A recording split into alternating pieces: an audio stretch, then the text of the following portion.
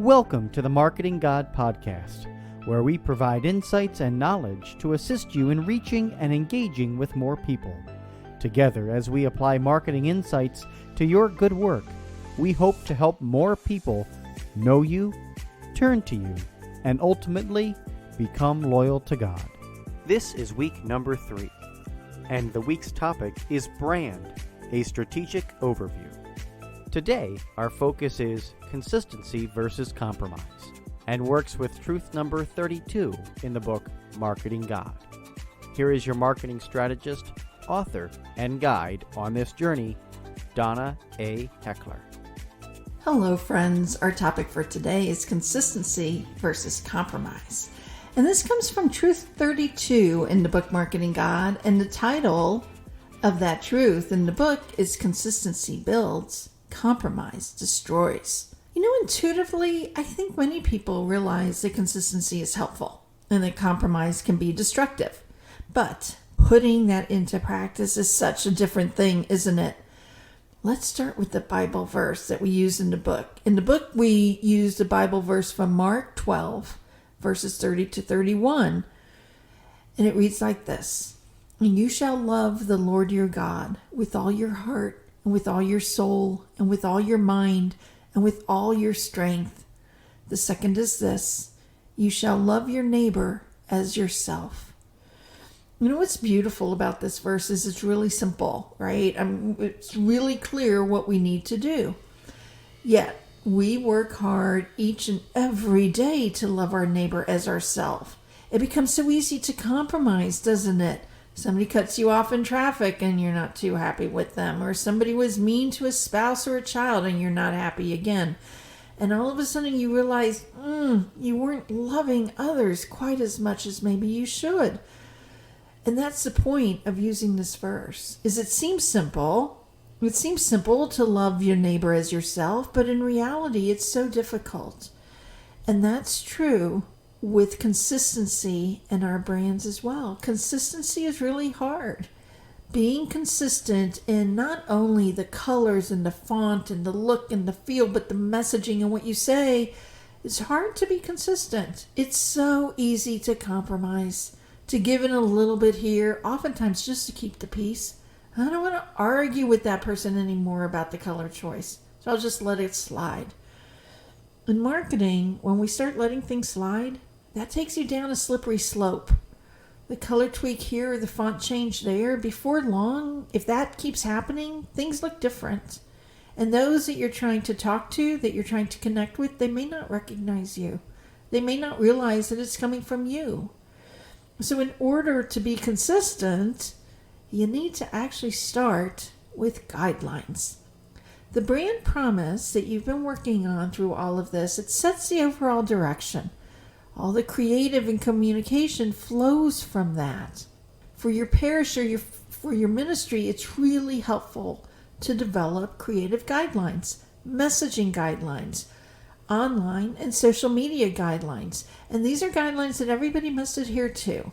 And so once they get approved, everybody's using them. This is not about individual opinions. And the reality is everybody will have a different opinion. Everybody will like a different color or a different font. But this is about what's consistent for your parish or for your ministry. It's about ensuring a consistent look and feel that will connect others right back to you. For great examples of lack of consistency, I hate to say this, but I turn to church bulletins.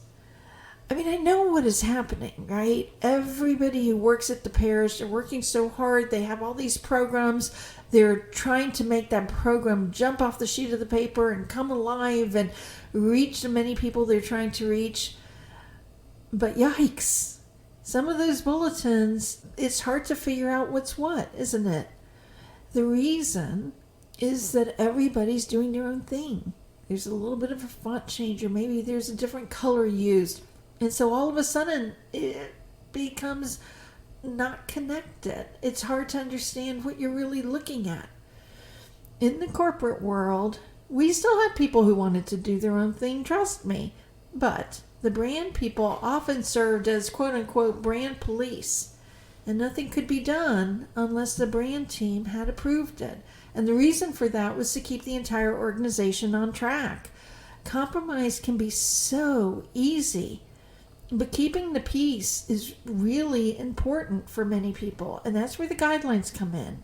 So if you have the guidelines and everybody knows, then you just turn everybody right back to those guidelines. I remember some days when I was at Energizer and we had some people at a plant who wanted to make t-shirts using the bunny on the front of the t-shirts. And for whatever reason, they decided to do everything in green or something. And they were so excited, and they sent me a sample, and oh my gosh, just blew a gasket. You can't have a green bunny. The bunny is pink, right? They weren't trying to be mean or to make fun of the bunny. They just, for whatever reason, wanted to use a different color. But that was inconsistent. And if that shirt was going to be seen outside, which it probably would be, then it would just confuse people out there. For many, many people, especially in parishes and ministries, this idea of marketing is new. So they're not as familiar with it. And they want to keep the peace. So they compromise. They're like, okay, go ahead and do what you need to do. But unfortunately, that just causes confusion to the external world. So the external world is looking at all these different colors and different fonts and different messages, and they're saying, what? I don't get this. Go back to the Bible verse. Love God with your whole heart and love your neighbor as yourself.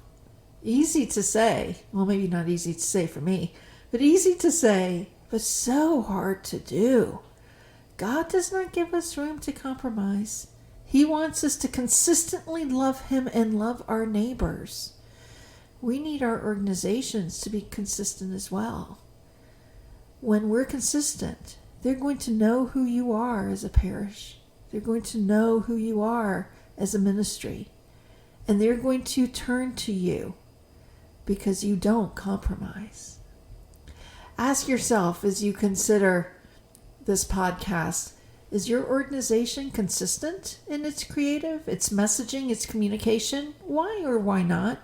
How can you build consistency into everything you do? Let me share a word about our podcasts for next week.